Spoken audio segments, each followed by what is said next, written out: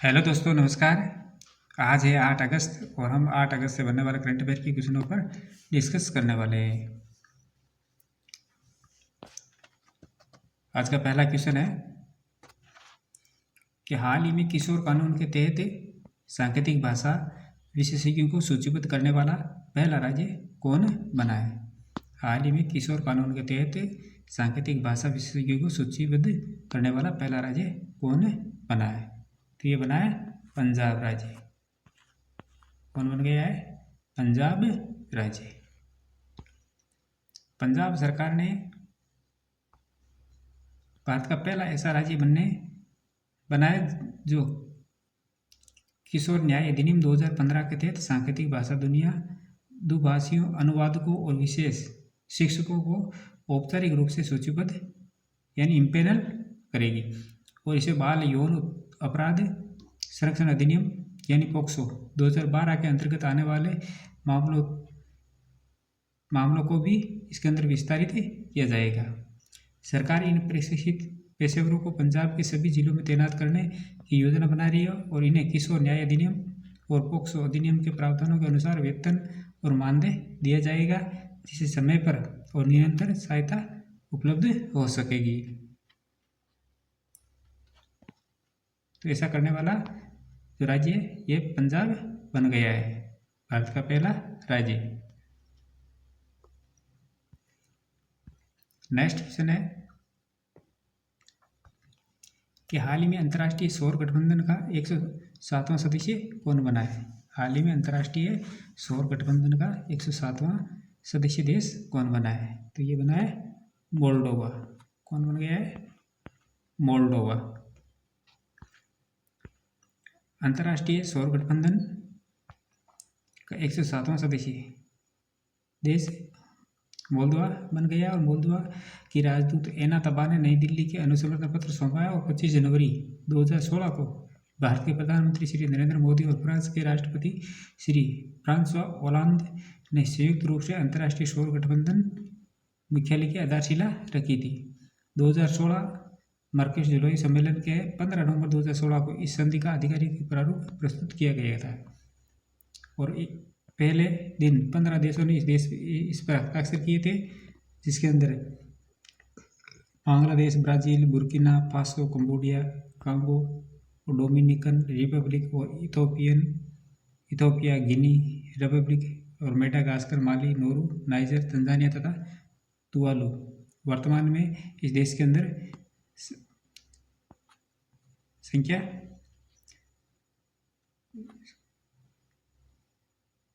पलाव के जुड़ने के बाद कोप जलवायु के दौरान अमेरिका उक्त समझौते पर हस्ताक्षर कर 101वां सदस्य देश बना था और इस संगठन का अंतरिम सचिवालय राष्ट्रीय और सौर संस्थान ग्वालपहाड़ी गुरुग्राम जनपद के अंदर बनाया गया और इसका उद्घाटन 25 जनवरी 2016 को किया गया था।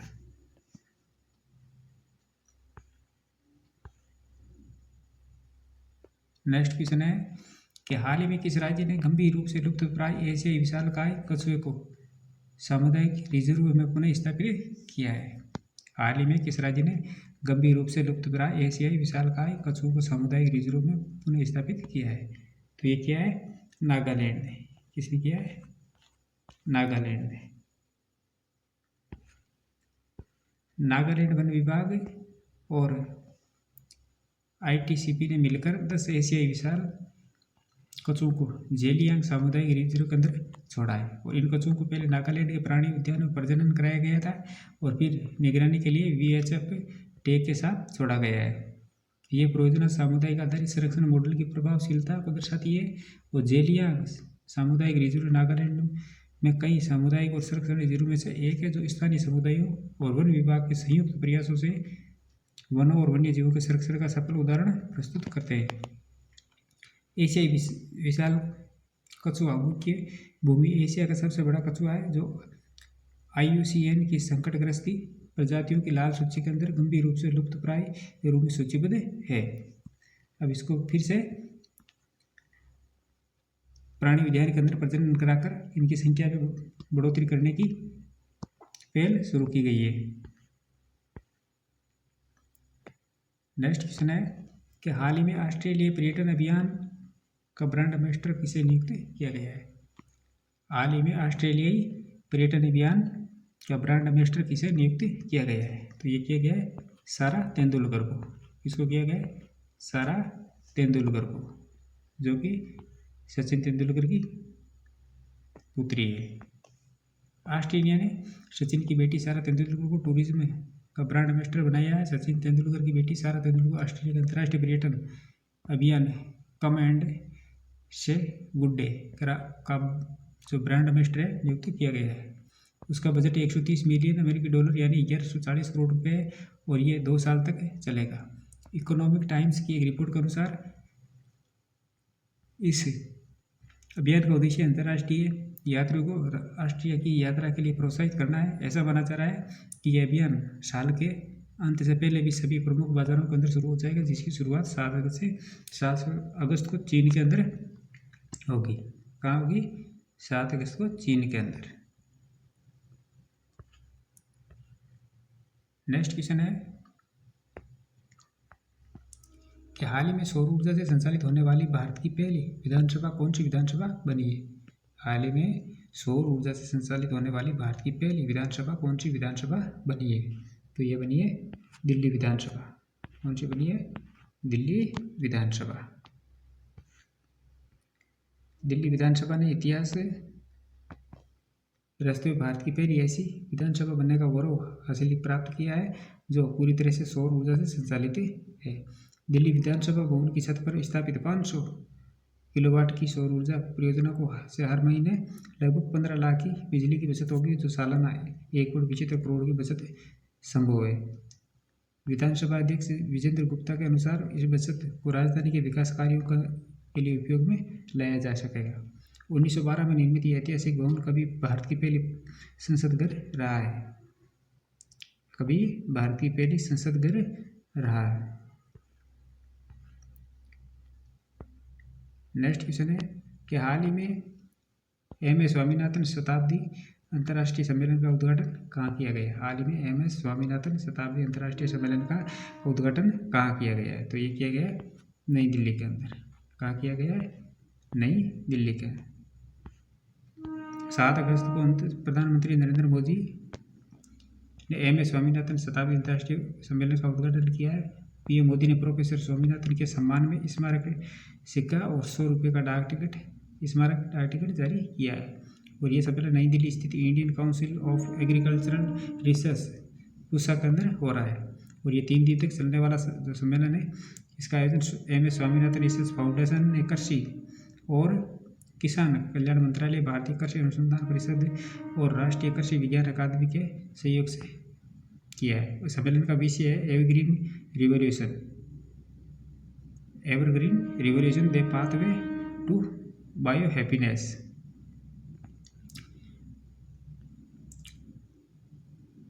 प्रोफेसर स्वामीनाथन को भारत की हरित क्रांति का जनक भी कहा जाता है। और स्वामीनाथन ने कृषि विज्ञान केंद्र स्थापना की थी और 1966 में मैक्सिकन गेहूं के आयात के माध्यम से उच्च उपज वाली किस्में भी विकसित की थी। नेक्स्ट क्वेश्चन है कि हाल ही में भारत से अमेरिका भेजे जाने वाले सामानों पर कितने प्रतिशत टैरिफ लगेगा। हाल ही में भारत से अमेरिका भेजे जाने वाले सामानों पर कितने प्रतिशत टैरिफ लगेगा। तो ये लगेगा 25%। कितना लगेगा? 25%। ट्रंप ने 6 अगस्त को एग्जीक्यूटिव ऑर्डर पर साइन कर 25% टैरिफ बढ़ा दिया। वही 25% एक्स्ट्रा टैरिफ 27 अगस्त से लागू हो जाएगा। अभी भारतीय सामानों पर अमेरिका के करीब लगभग 10% टैरिफ लगता था। और टैरिफ के कारण अमेरिका को होने वाले निर्यात में 40 से 50% की कमी आएगी। भारत और अमेरिका का सालाना जो कुल ट्रेड है वो लगभग 11 लाख करोड़ रुपए है। और साल 2024 में भारत ने अमेरिका को लगभग 7.35 लाख करोड़ रुपए का गुड्स निर्यात किया था। और पिछले साल भारत ने अमेरिका को $14 बिलियन यानी करीब 1.23 लाख करोड़ रुपए के इलेक्ट्रॉनिक का निर्यात किया था, जिसमें स्मार्टफोन खासतौर पर आईफोन का बड़ा हिस्सा था। इसी कारण से जब आईफोन अभी इंडिया के अंदर बनने लगे हैं तो अमेरिका ने इस पर भी टैक्स लगाना शुरू कर दिया।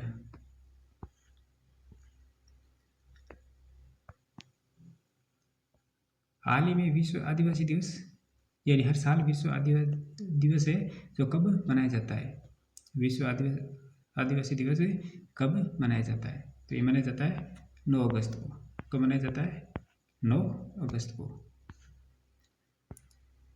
विश्व आदिवासी दिवस 9 अगस्त को विश्व भर में स्वदेशी लोगों को अधिकारों के प्रति जागरूकता बढ़ाने और उनकी रक्षा के लिए मनाया जाता है। और ये दिन पर्यावरण संरक्षण जैसे विश्व के मुद्दों को बेहतर बनाने में स्वदेशी लोगों के योगदान को मान्यता देने के लिए होता है। और भारत में और राजस्थान सरकार ने 9 अगस्त को विश्व आदिवासी दिवस पर सार्वजनिक उपवास भी घोषित किया है। और 9 अगस्त 1942 को भारत छोड़ो आंदोलन की शुरुआत भी हुई थी। और इसी दिन महात्मा गांधी ने करो या मरो का नारा दिया था। और यह आंदोलन भारत के स्वतंत्रता संग्राम में एक महत्वपूर्ण था। प्रिय श्री कृष्ण का रिवीजन कर लेते हैं कि भारत में सबसे अधिक अनुदान करने के लिए तेलंगाना राज्य को सम्मानित किया गया था। और भारत की सबसे उन्नत सरकारी इमारत कर्तव्य भवन का उद्घाटन नई दिल्ली के अंदर किया गया था। और हाल ही में चर्चा में रहा होम मिशन इसरो के द्वारा शुरू किया गया था जो लद्दाख के अंदर किया गया है। और हाल ही में भारत और न्यूजीलैंड देश के बीच नई दिल्ली में पहले डिफेंस स्ट्रेटजिक डायलॉग संपन्न हुए। और चर्चा में रही 1987 की INF परमाणु हथियार संधि का संबंध USA और रूस से है। और हाल ही में भारतीय सेना प्रमुख जनरल उपेंद्र द्विवेदी ने अग्निशोध अनुसंधान प्रकोष्ठ का उद्घाटन IIT मद्रास के अंदर किया है। और अंतर्राष्ट्रीय युवा दिवस 12 अगस्त को मनाया जाता है। तो दोस्तों ये थी हमारी आज की क्लास।